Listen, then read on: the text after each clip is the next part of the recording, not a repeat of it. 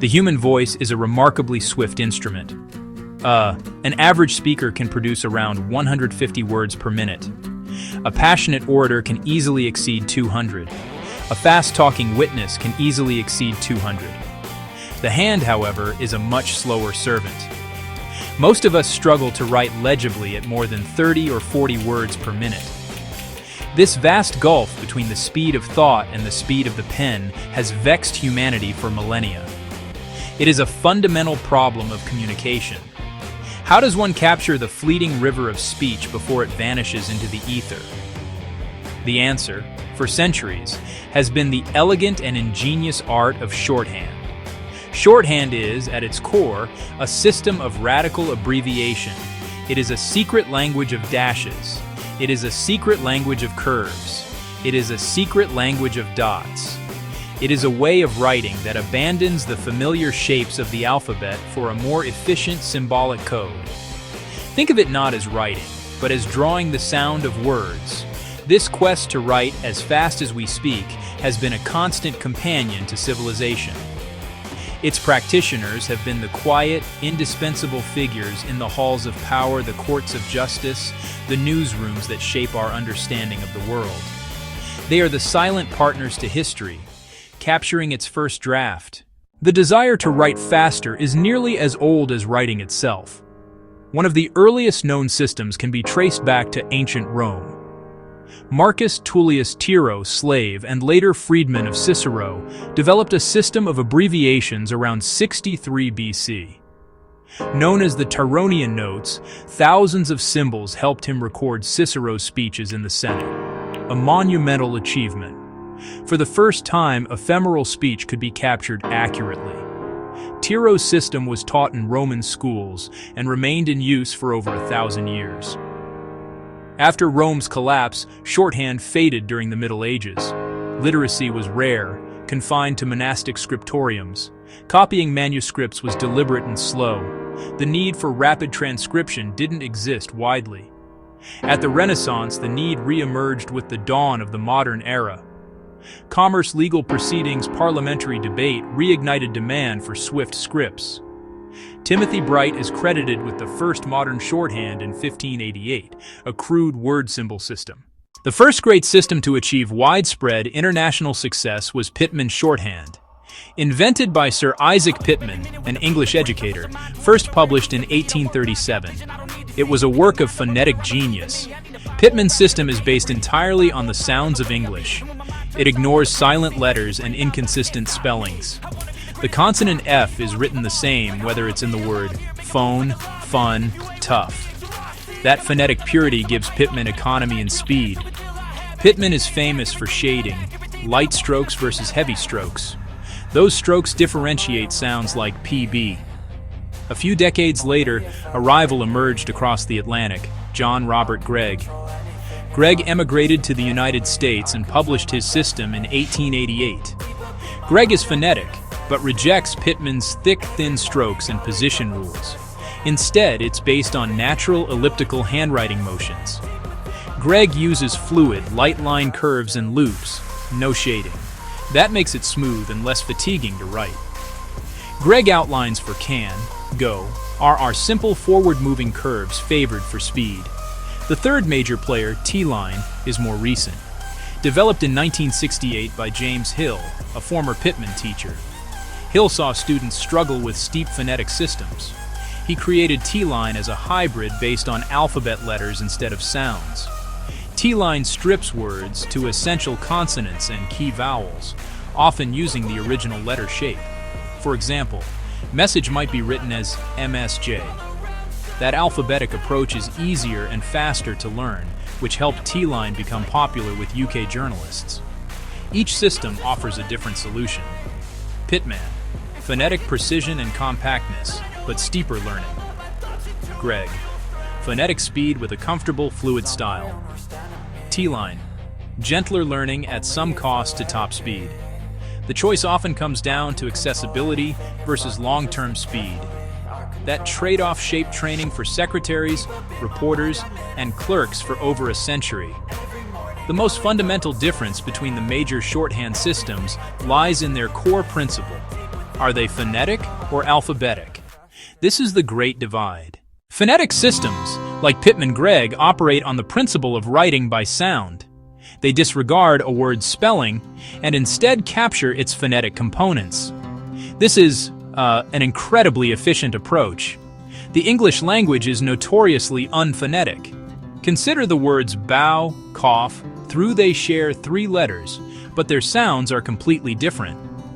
A phonetic system gives each of these a unique and logical outline, capturing its essence without the baggage of silent letters or archaic spellings. This allows for extreme brevity and consequently very high speeds. This efficiency, however, comes at a price. Learning a phonetic system is akin to learning the basics of a new language. The writer must first learn to think phonetically, to deconstruct words into their component sounds before they can even begin to write the corresponding symbols. This requires a significant upfront investment of time and mental effort. Furthermore, because the outlines are so abstract, they can be difficult to read back if written hastily or if the writer's memory of the system fades. A poorly drawn curve in Gregg or a misplaced dot in Pitman can completely change the meaning of a word, creating ambiguity that can be disastrous in a legal context. Creating ambiguity that can be disastrous in a medical context. The downside of the alphabetic approach is a lower ceiling for ultimate speed. By retaining elements of conventional spelling, Teeline and similar systems are inherently less compact than their phonetic cousins. Writing MSJ for message is fast, but it is not as brief as a single consolidated phonetic outline might be. Therefore, while Teeline is more than adequate for the 100 to 120 words per minute required for journalism, it struggles to reach the 200+ words per minute that a master of Pitman can achieve. That a master of Gregg can achieve. The choice, then, is a strategic one. Do you need a system that is easy to learn for immediate use, or one that requires dedication but offers world-class speed in the long run? The need to record speech verbatim is not a relic of a bygone era. It remains a critical function in many professions. Imagine a courtroom trial where the precise wording of a testimony could determine guilt or innocence. Consider a journalist trying to capture a vital, career-defining quote from a world leader during a chaotic press conference. Think of a student in a university lecture, desperately trying to keep pace with a professor's complex theories.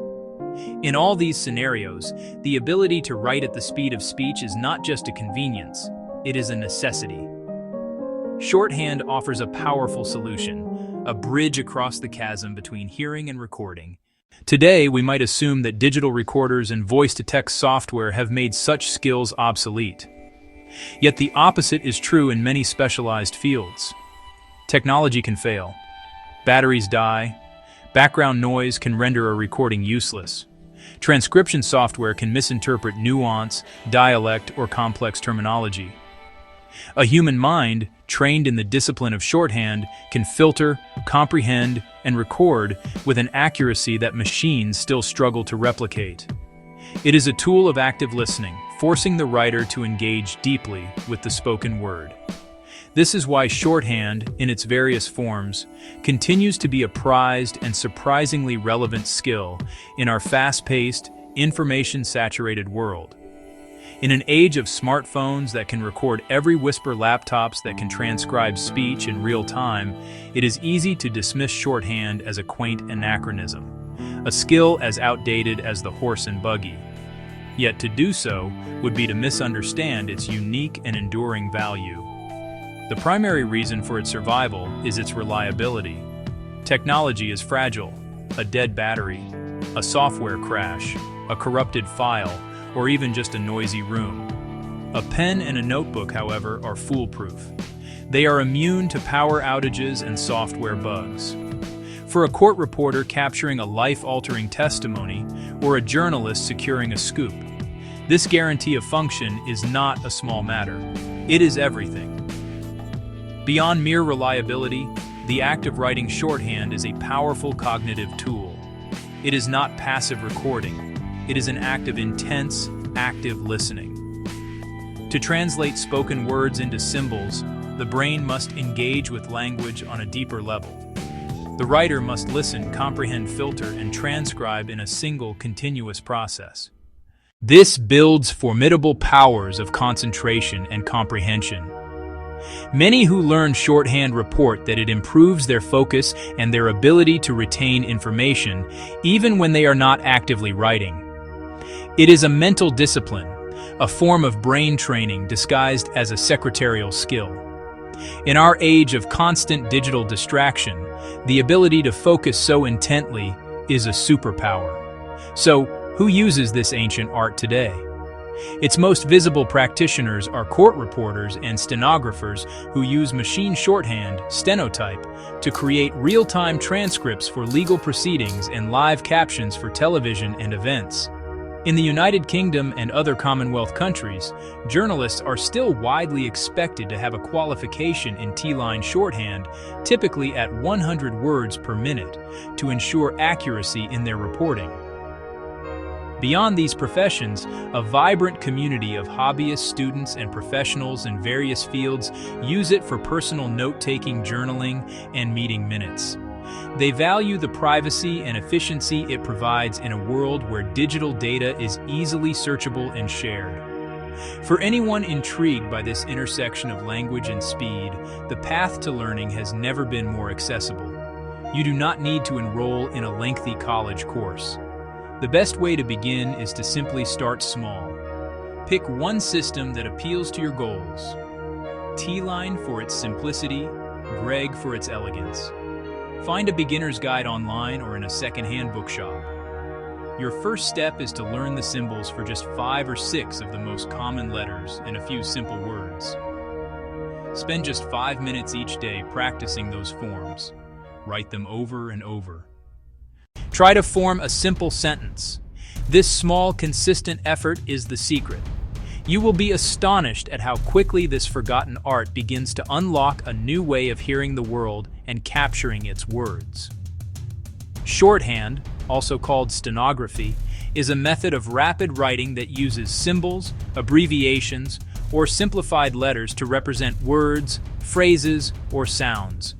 It's designed to let you write as fast as people speak, often 120-200 plus words per minute.